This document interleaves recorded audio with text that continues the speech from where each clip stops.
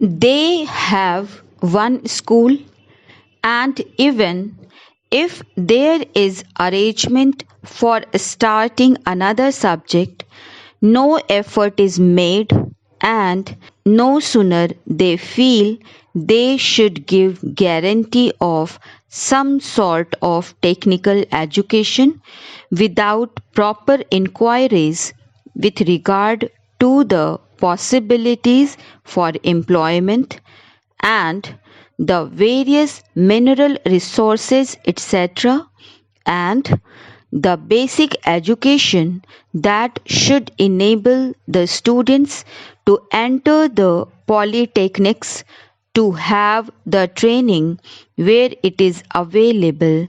These polytechnics are started. Similarly, there is some confusion about the use of the word university. We have the Roorkee University for one subject with engineering. So it seems there is going to be one university for one faculty. We have one music university also in Madhya Pradesh. We are going to start, I am told, perhaps a university only for agriculture. So, if these institutes are there, which term seems to be really the appropriate word in place of these one faculty universities?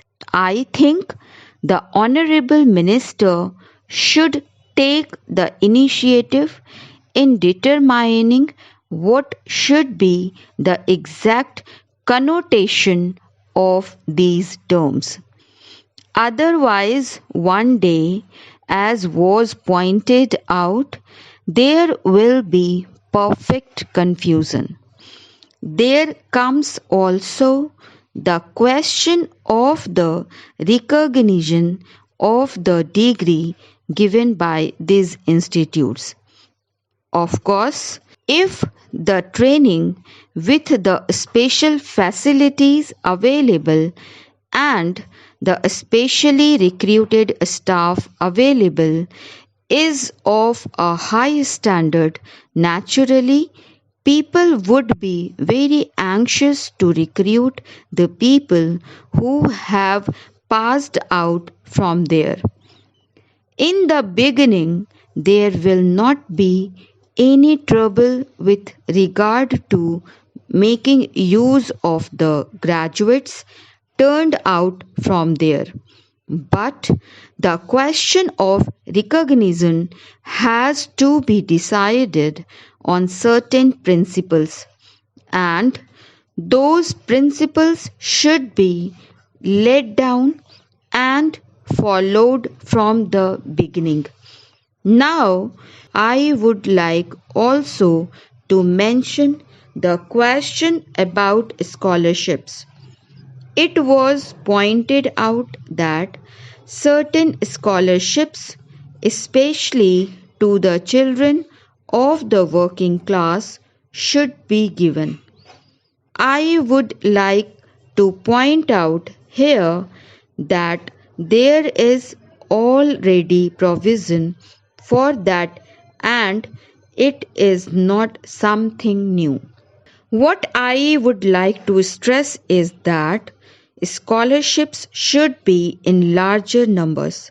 The scholarships do not seem to be adequate for the rising standard of living and the cost of living.